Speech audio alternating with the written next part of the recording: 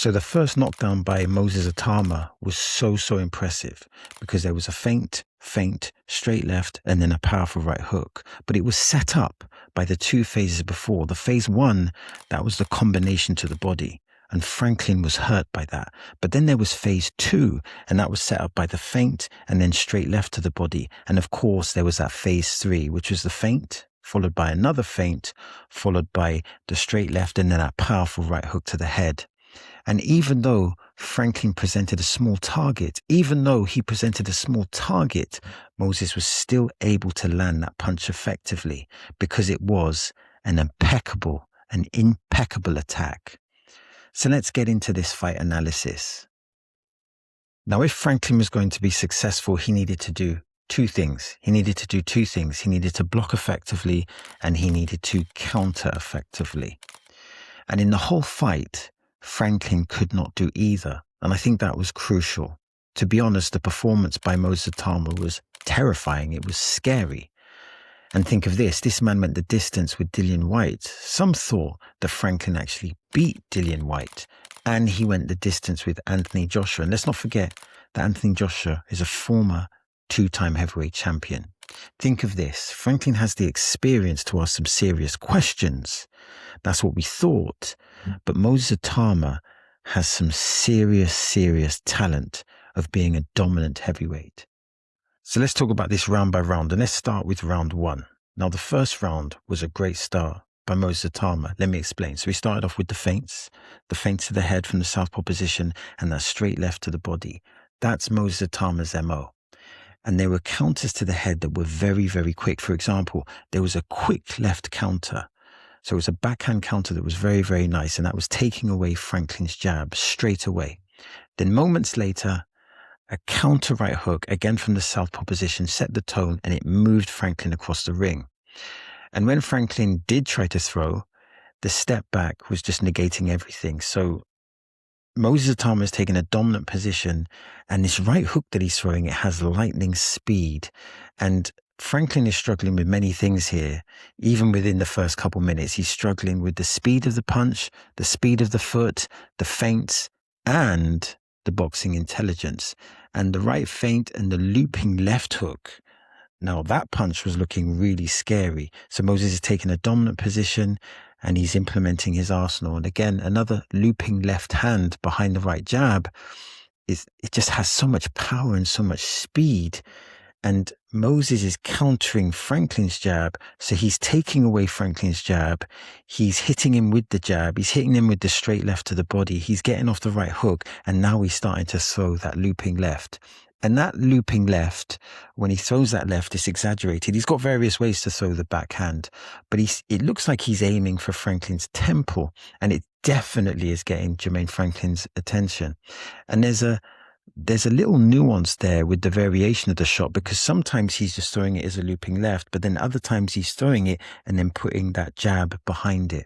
So at the end of the first round, think of this. Moses Atama is looking incredible. He's looking absolutely phenomenal. My only concern at this point is that his work rate is very high, and noticeably Moses is breathing quite heavy. Now Franklin had a very bad round, and he needs to be more effective defensively and offensively. So let's talk about round two. So Itama starts the round again in a dominant position, and he has great feints, great southpaw jab. Franklin is now trying to hit the body, and he's trying to counter, so he has the right idea. And the next thing is really intelligent for Moses Atama. He's now slowing down the pace, reintroducing that backhand to the body. So that's a very clever decision. And again, he's introducing that looping left, and Franklin responds, and he pulls out his tongue in response. So, Franklin's clearly very brave and has good punch resistance. Another left from Itama gets Franklin's attention. And again, the positioning and the timing is absolutely excellent. And he starts, and when I say he, I'm talking about Moses Atama, he's starting to introduce the left uppercut as Franklin is giving different defensive looks. So at the end of round 2, Moses Atama's trainer, Ben, says it's a breakdown job. That means it's going to take some time. And Moses Atama has slowed down the pace. Then he accelerates his punches at the end of the round. This shows good boxing intelligence. And think of this. Franklin needs to block effectively, and he needs to get some real estate. He needs to get some real estate in the counter-punching game. Okay, so now we're going to round 3. And Franklin's trying to counter, but he's having no success. But at least he's still trying to counter. But he's just struggling with the timing.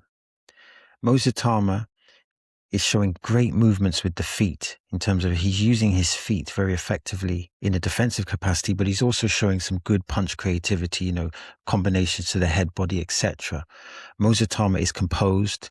There's great body work, but the important thing is how he's setting it up. He's setting it up behind feints, really good feints. And again, we're having that beautiful left hook. And you have a feint followed by another feint, followed by a 2-punch combination. And this causes a knockdown. The body punching and the feint, this effectively sets up the combination which finishes with that powerful right hook to the head. Franklin gets up. He is very brave. He has character. He definitely is a brave man. But Moses is in complete control, and the feints of the footwork, they are so effective. Franklin needs to make adjustments. Well, first, Franklin needs to survive, which he does. He gets to the end of the round. But he needs to establish his jab. He needs to get off some body work, and he needs to start landing some counters. So now it's round 4, and Moses Atama starts fast. Again, he's in a dominant position from every single round, from 1 round to the 2nd round to the 3rd round to the 4th round. He's been in a dominant position.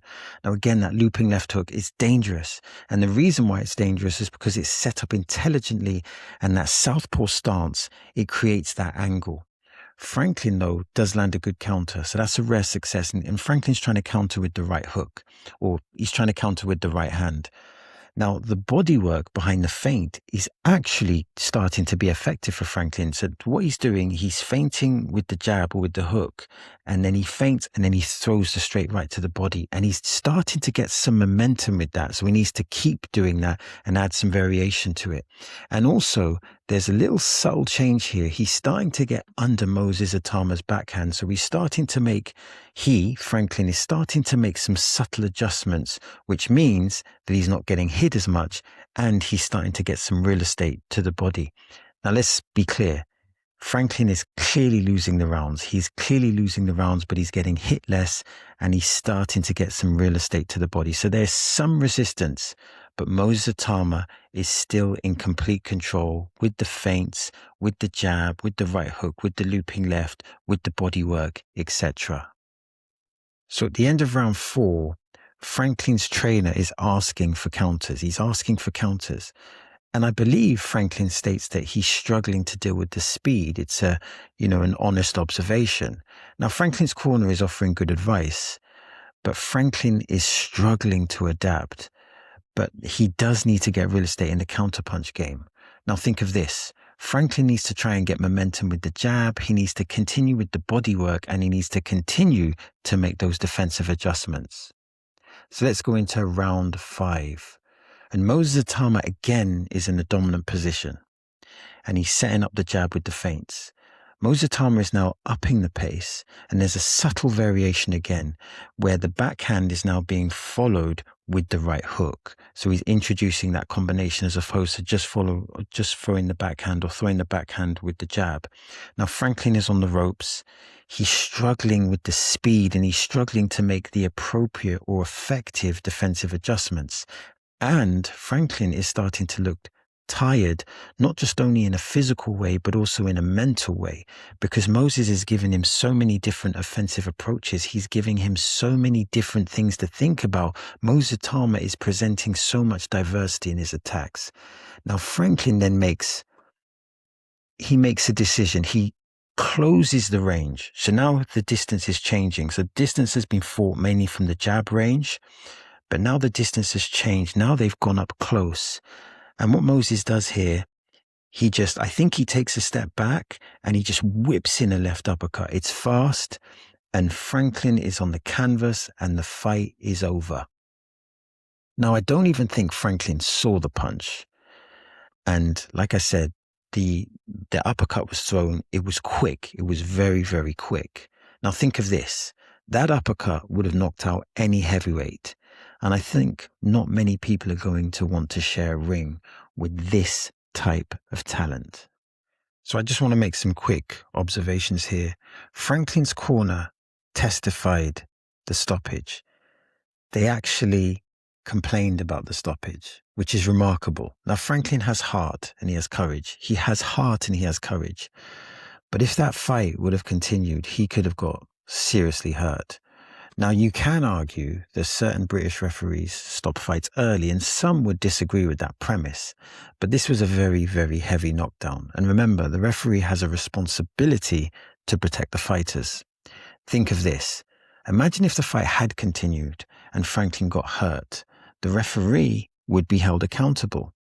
Anyway, in the post-fight, Moses Atama stated he took a shot, meaning that Franklin landed some punches, and he stated that he answered some questions.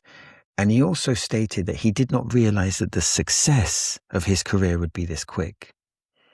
He also gave some perspective into his insight. He said he was thinking a lot in the ring, trying to implement the game plan. But he stated that the uppercut that finished the fight was actually an instinctive move. This shows something, and it shows that Moses Atama comes in with a plan, tries to implement that plan, but he can also work in a freestyle capacity when necessary. Moses Atama also credits his team, and he speaks about Franklin's durability. And he did express, and when I say he, I mean Moses Atama, he did express some frustration over Franklin's team complaining over the stoppage. He did not win. He did not want his win to be compromised by excuses. And that's understandable. You want to take full credit for the victory. Franklin is an experienced heavyweight that's never been stopped. Apparently, or in the post-fight press conference, I believe someone said that Franklin's team retracted the criticism, and I'm putting allegedly behind that because I haven't seen them retract it, but apparently they did. Now, Moses Atama is then very complimentary of his team, stating they're ahead of the game. So he understands that obviously when you step in the ring, you do the fighting yourself, but there's a process. There's a process to building a great fighter, and that process revolves around a strong and effective team, which are committed to the development, committed to the success, and committed to the details. In a simple sense, in a very simple sense, this was an amazing performance. Think of this. Moses Atama looks like he could be a dominant heavyweight. So far, he's taken the tests and he's passed all the tests with A+. Now, all boxers, no matter how strong they appear to be, are mortal, and there will be more tests to come. But at this time, Moses Atama is looking truly exceptional. So that's the end of the video. Now I'm trying to build a digital boxing community. That means I'm interested in your comments, I'm interested in your questions, and I'm interested in your observations. Now, if you want to support the channel, all you have to do is like and subscribe. And if you want to watch more content like this, then simply click here or click here. As always, thanks for your time. It is much appreciated. Peace.